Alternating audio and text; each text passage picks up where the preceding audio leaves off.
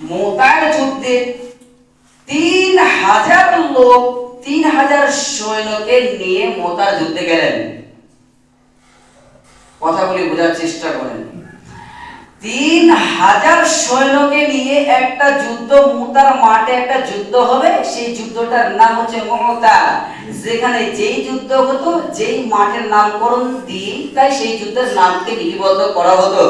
ঠিক অনুরূপ ওইরকম মুতার যুদ্ধে 3000 সৈন্যকে নিয়ে যুদ্ধের ময়দানে গিয়েছিলেন।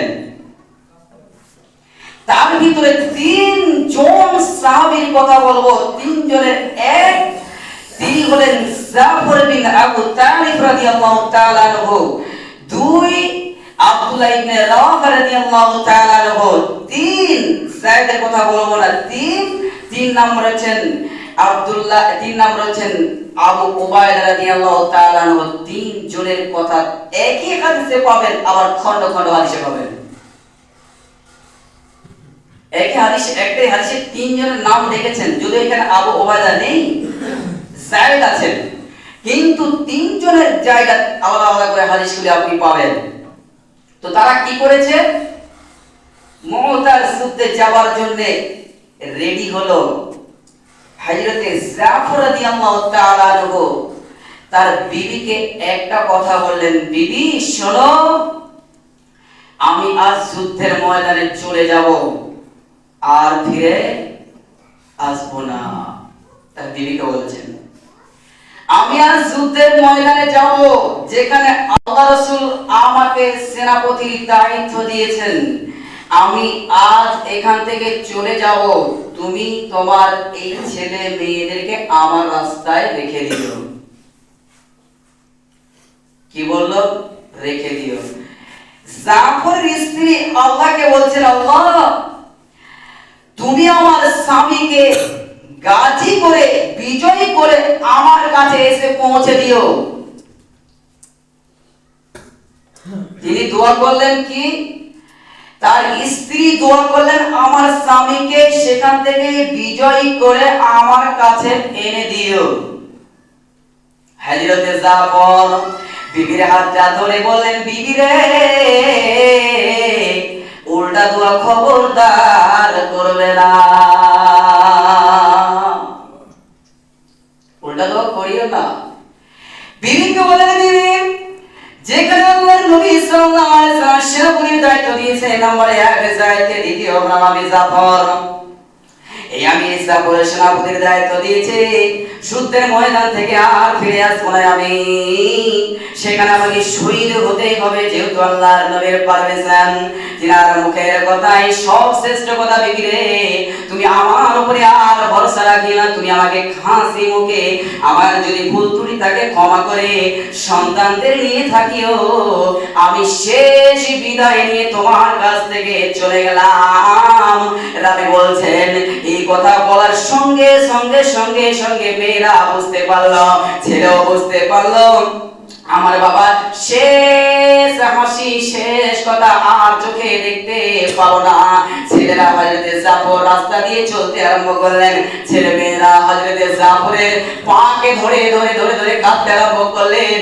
আর জাফর পিছন দিকে তাকালেন না, বারবার তার স্ত্রীকে বললেন, স্ত্রী রে, আমি দিন বিজয়ের জন্য যাচ্ছি, খবরদার আমার সন্তান সন্ততিকে আমার রাস্তায় ছেড়ে দিবি। আমি তোমার সঙ্গে আর ছেলেদের সঙ্গে মেয়েদের সঙ্গে আর দেখা করতে পাবো না। যদি আল্লাহ আমাকে শহীদ করে কবুল করে নেয়, তাহলে কিয়ামতের দিন তোমাদের সাথে আমার সন্তান সন্ততির সাথে দেখা হবে। এই কথার রাবি শেষে বলেছেন, হযরত আবু উবাইদা রাদিয়াল্লাহু তাআলা আনহু তিনি বলেছেন, আল্লাহর নবীজির নির্দেশে হযরত জাফর যুদ্ধের ময়দানের ভিতরে প্রথম জন জায়েদ শহীদ হলো। তারপরে পতাকাটা ধরলেন।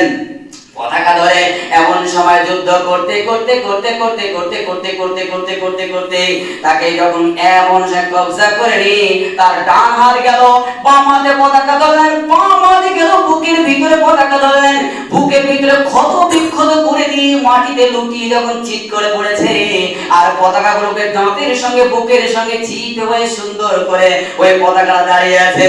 আমরা যখন ওই সময় সাহাবীদেরকে চিৎকার করে বলল, রে রাসূলের সাহাবীরা তোমরা শোনো, আমার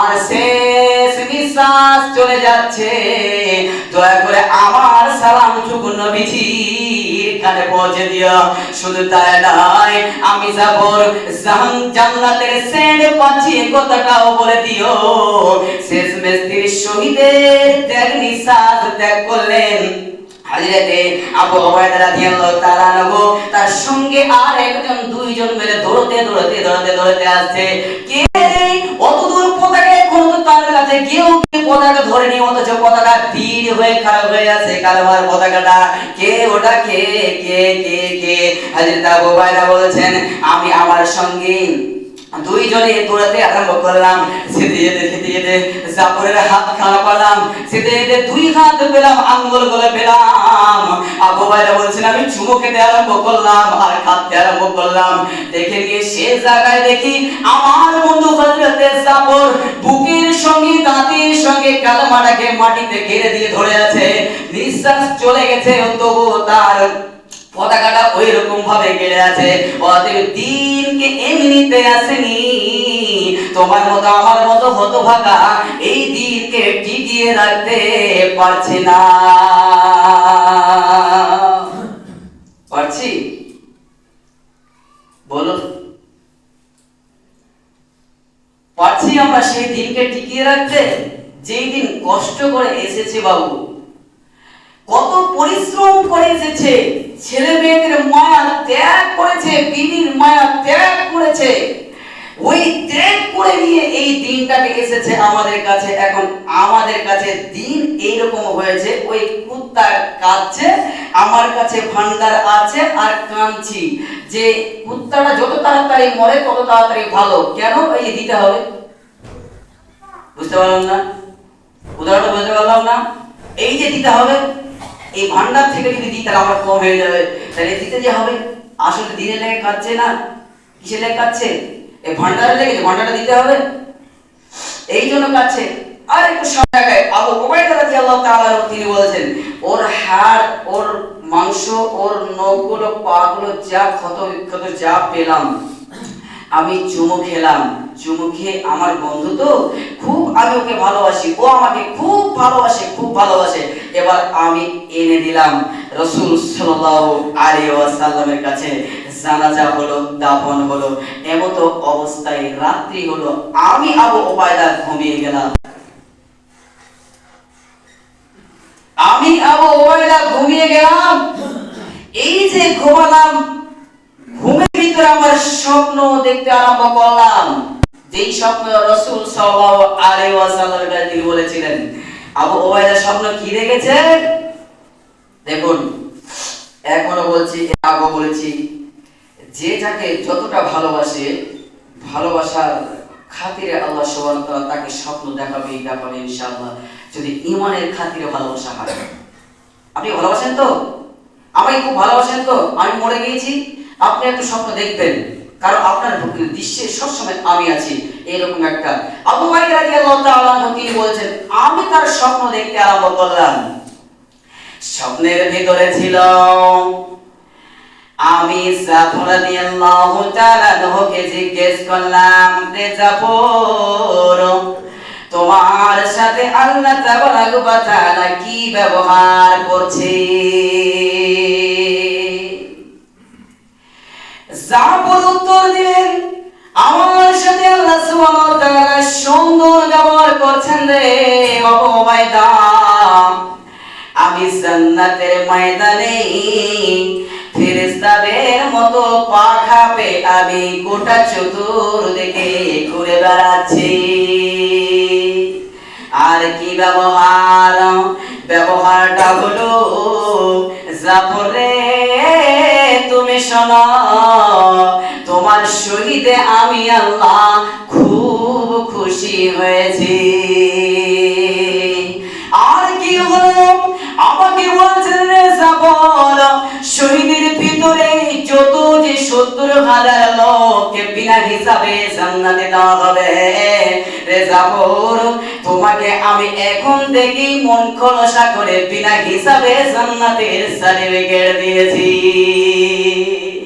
এই হলো রাসূলের সাহাবীদের তরিকা।